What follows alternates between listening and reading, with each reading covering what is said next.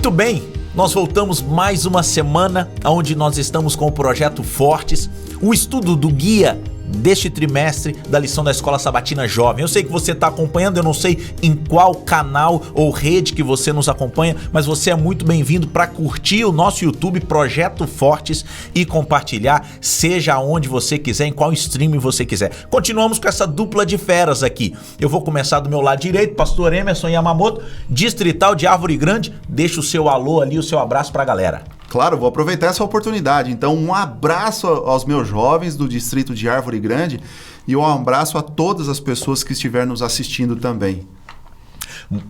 Pastor Douglas, hoje é segunda-feira, nós estamos gravando uma segunda-feira, ele não quis falar o time dele, mas a segunda tem aí uma ligação com o seu time. Deixa um abraço para Guapiara. Quero mandar um abraço especial para o meu distrito de Guapiara, para todos os jovens que estão nos acompanhando aqui da nossa Associação Paulista Sudoeste e para todos que estão acompanhando nas diversas plataformas digitais. É um grande prazer estarmos juntos para estudarmos aqui a lição que está maravilhosa. E claro, pastor, esperar dias melhores pro meu time aí. Dias melhores virão.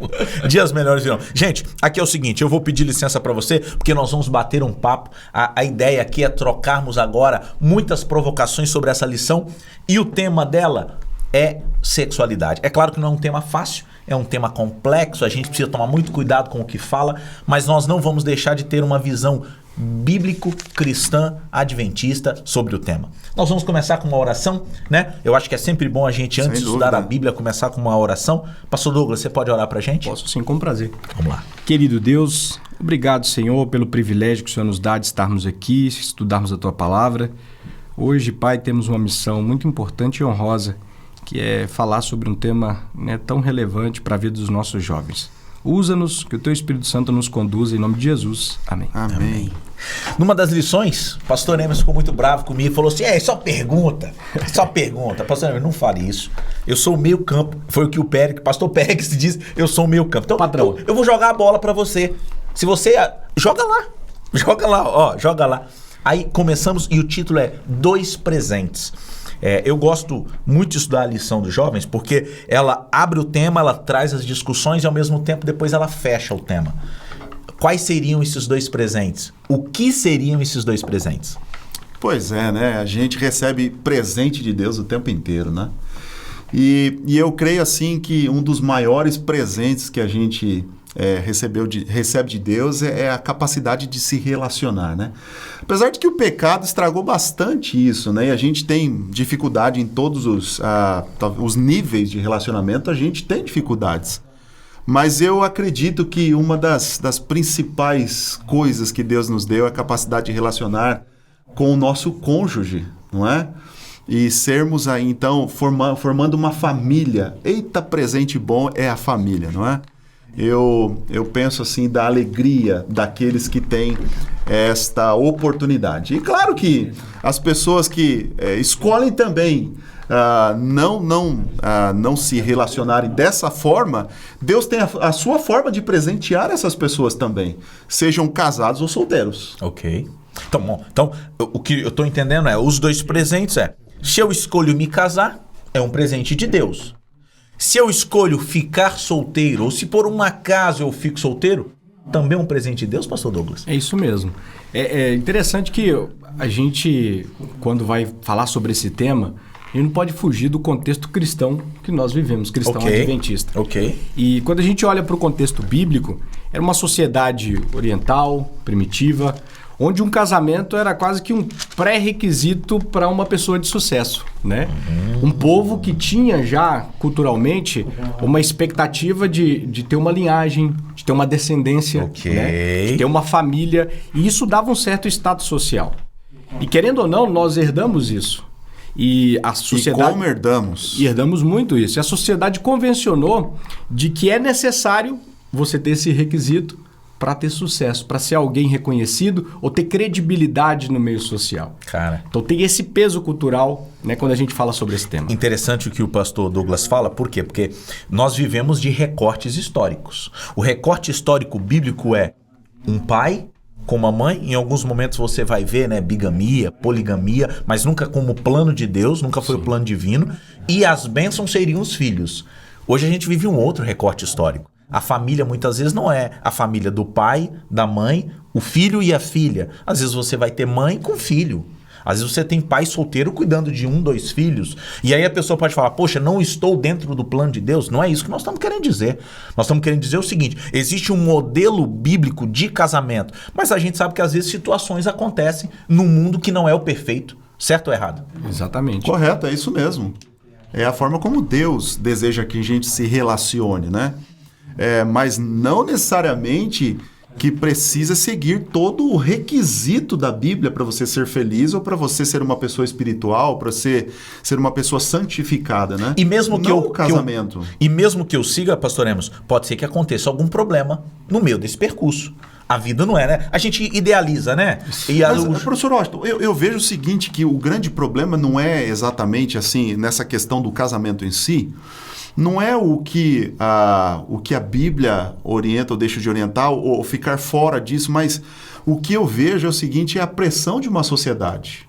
A sociedade, ela pressiona dizendo assim, se você não se casar, você não será uma pessoa completa. Vai ficar pra titio. Você, ou pra titia. E as piadinhas, não é né? E eu creio assim que as pessoas que elas demoram para se casar, elas sofrem bastante. No contexto, no nosso contexto. É verdade. Porque aquelas piadinhas, elas são completamente normais, né? Dentro da nossa sociedade. E olha só que isso acaba gerando, às vezes, uma precipitação por parte dos jovens de tomar uma decisão que ainda não está madura.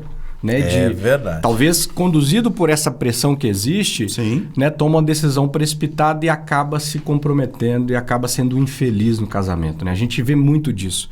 Nós que estamos na linha ministerial, a gente lidar com isso, né, quase sempre. E o jovem de igreja piorou.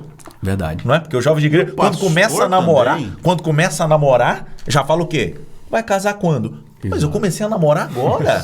Tô certo ou tô errado? Sim. Comecei a namorar agora. É claro que quando um namoro acontece nos termos, vamos dizer assim, da sociedade atual, existe uma preocupação que o namoro demore demais também. Correto. Não é? Então o pai e a mãe ali começam a dizer assim, ô filhão, e aí, como é que vai ser? Não é?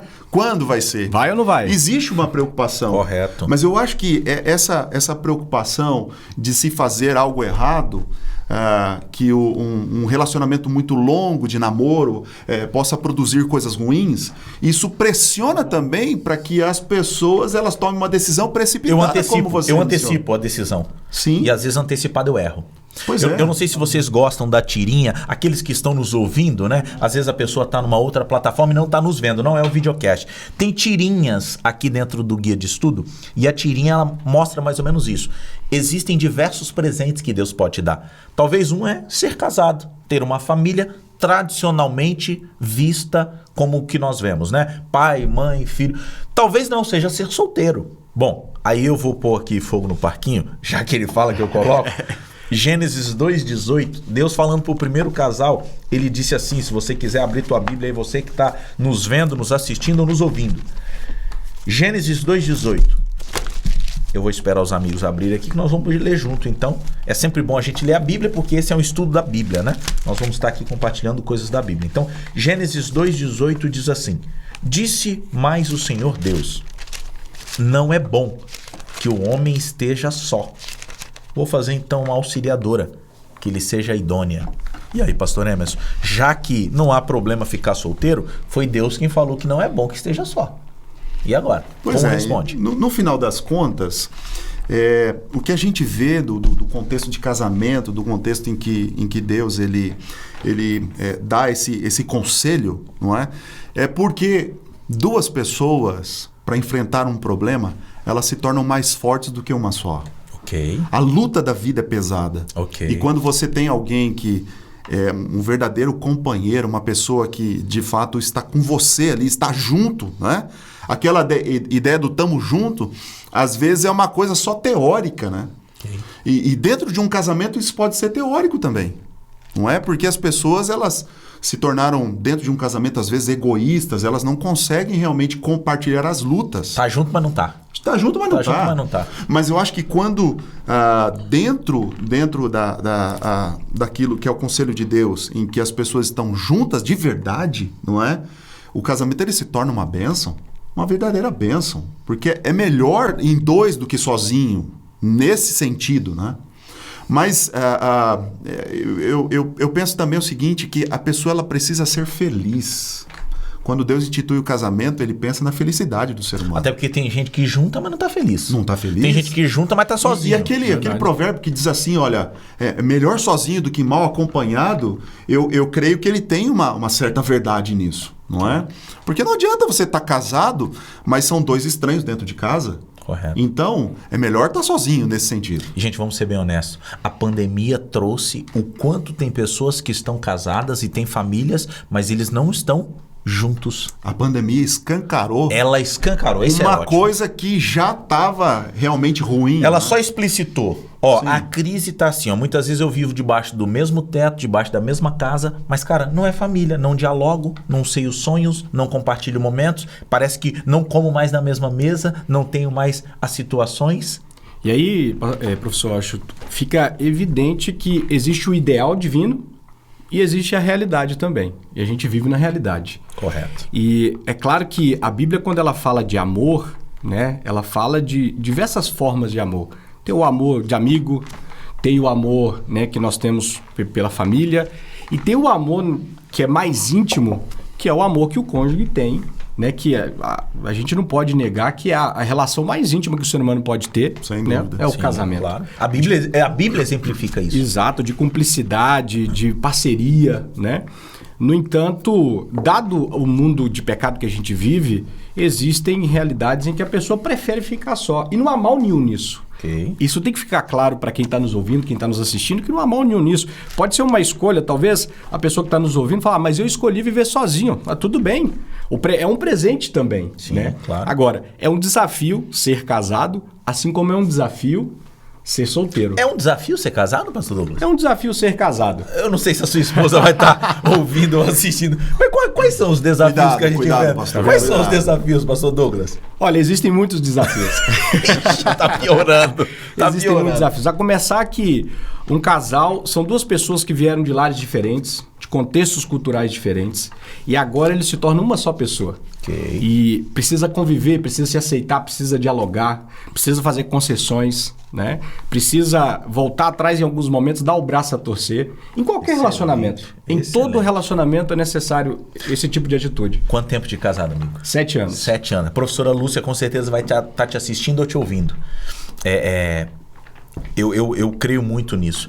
Eu venho de Minas, você é mineiro Sou também. mineiro, opa. Minha esposa é Baixada Santista. Então, nos conhecemos, a gente tinha 18 anos, duas realidades diferentes, e agora do nada a gente namora, tal, e casa.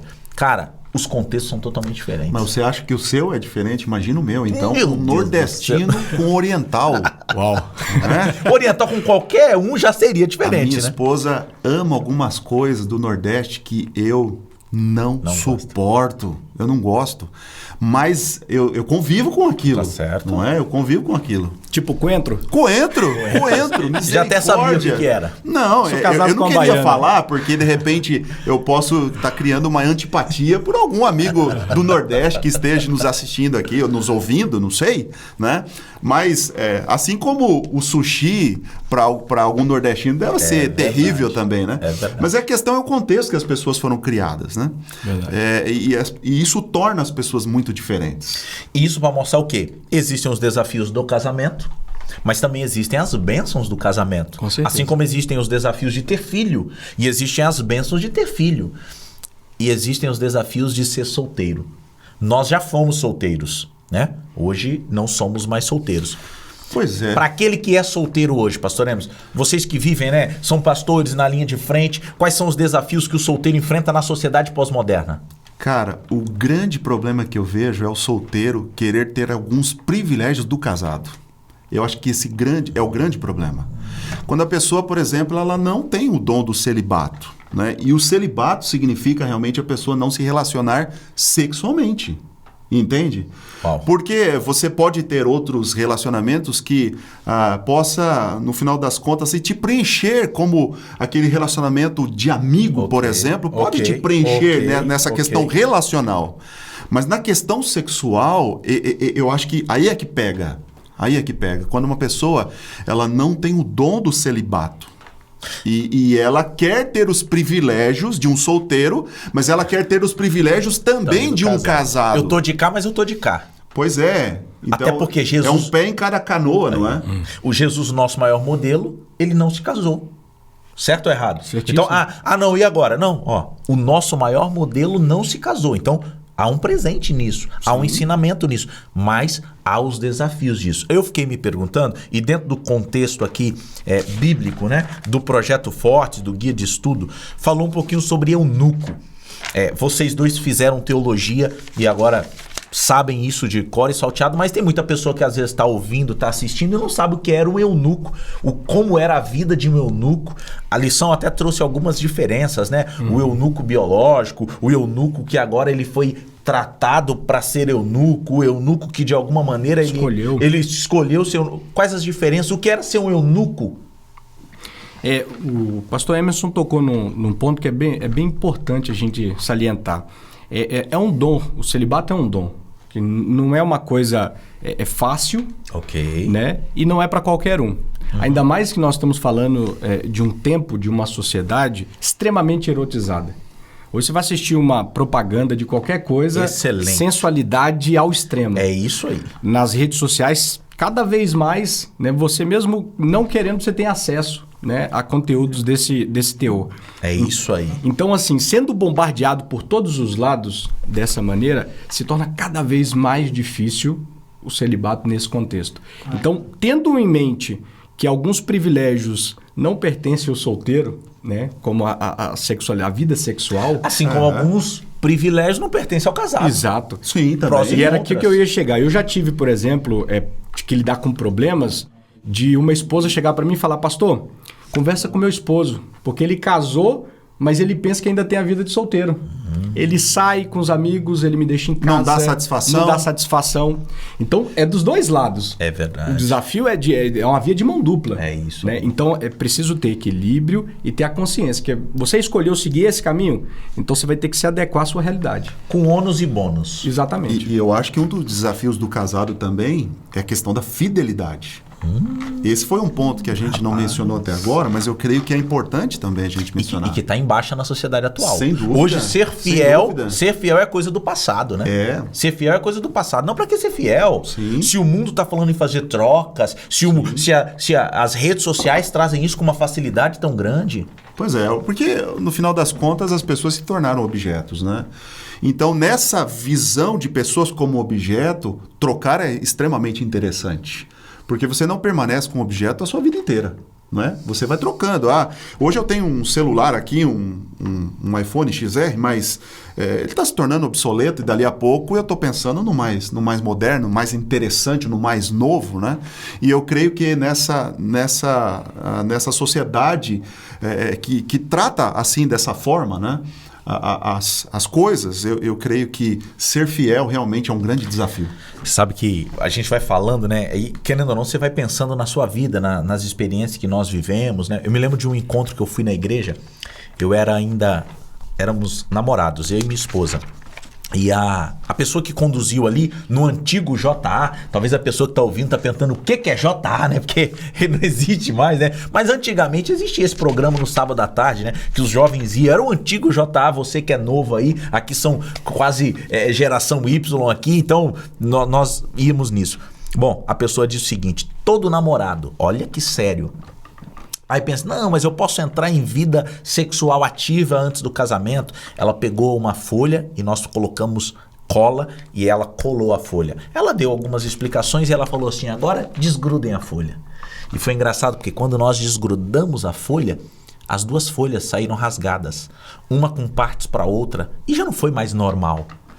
Parece brincadeira, né? As pessoas que pensam que não, a vida sexual ativa é isso. Todas as vezes que eu me grudo a alguém, eu estou usando a palavra me grudo, eu acho que eu estou me fazendo entendido. Ambos uma só carne. Ambos uma só carne. Quando você desgruda, não estando casado, vai sair assim. Vão se machucar, vai ter trauma e não vai ser legal. Sequelas. O assunto é sério? Não, é por isso que nós estamos discutindo o trimestre inteiro. Claro. É por isso que nós estamos discutindo o trimestre inteiro. Agora, o pastor Douglas falou de uma questão ali do celibato, né? Que o celibato é um dom. Mas eu creio também que dessa visão do celibato, pastor, tem a questão fisiológica também. Porque talvez uma pessoa ela tenha mais hormônio do que uma outra. E o hormônio faz com que o desejo sexual se torne mais intenso. Correto. Então, uma pessoa que realmente, de repente, ela vem a esse mundo com uma quantidade de hormônio menor, talvez isso se torne um pouco mais tranquilo na questão do celibato, né? Mas cada um tem que avaliar. Correto. Cada um tem que avaliar. Eu acho que para ser celibatário, a pessoa ela precisa ser feliz sendo solteira. Eu acho que a palavra aqui é ser feliz. Ela consegue ser feliz. E não é o ser feliz do hedonismo, né? Absolutamente. Porque hoje o mundo prega a felicidade do hedonismo. Porque daí envolve o prazer, aí envolve a sexualidade. Isso aí. Aí é o contrário do que a gente está falando. Ser feliz é até brincadeira, mas ser feliz com Jesus. Sem dúvida. Não, eu sou celibato, mas eu tenho esse dom do celibato. Não, eu sou feliz com Jesus. Sim. E a felicidade, ela deve ser o sinônimo de contentamento, né? De a pessoa estar satisfeita com a situação que ela está. E essa visão do hedonismo, da busca intensa pelo prazer, talvez quem está nos ouvindo, nos assistindo, não está tão familiarizado com a palavra, mas essa busca quase que imparável aí, né, sedenta pelo prazer, ela vai totalmente em contramão ao conceito bíblico, que o professor Washington mencionou essa dinâmica da folha, e olha que interessante, quando Deus diz assim, e deixa o homem pai e mãe para unir-se à sua esposa, ali o verbo que o hebraico usa é o dabak. Dabak é uma união indissolúvel. Uau. É algo que não se separa. E todas as vezes que o dabak é usado, é algo divino. Por exemplo, quando Deus fala que o homem deve se apegar à lei, é dabak. Então o casamento é a união de corpos. O matrimônio é isso. Sim. É essa intimidade, é a sexualidade. É um presente de Deus. Então dentro dessa realidade bíblica, a gente entende que se o solteiro escolheu essa vida, né, ele vai continuar ligado a Deus, numa união indissolúvel, mas não por meio do casamento da sexualidade. No dabak. Não no dabak. É isso daí. Gente, pode falar. Uma última palavra aqui, professor Washington. Tanto solteiros como casados, precisa da existência de um elemento para ser feliz.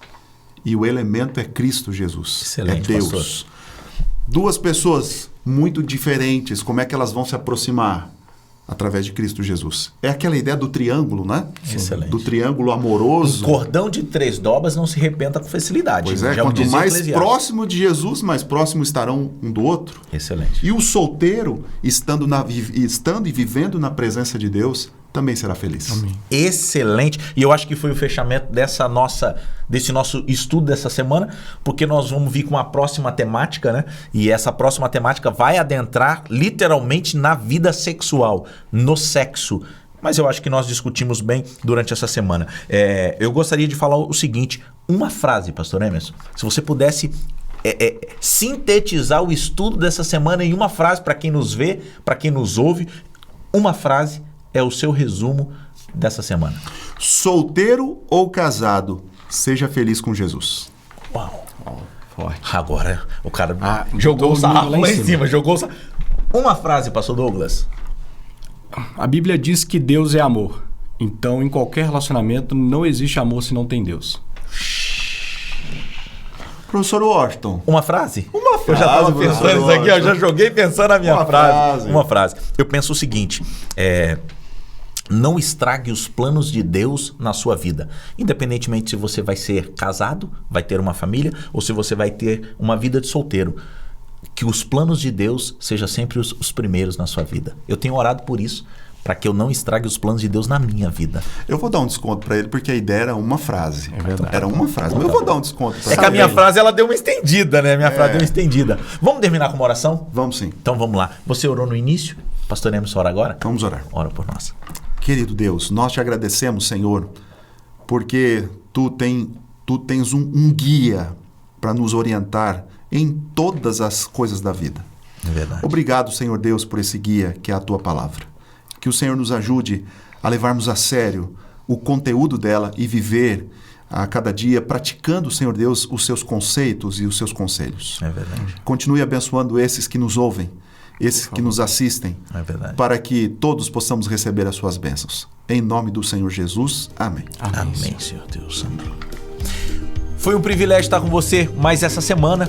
Compartilha mais uma vez esse link. Que Deus te abençoe e até semana que vem.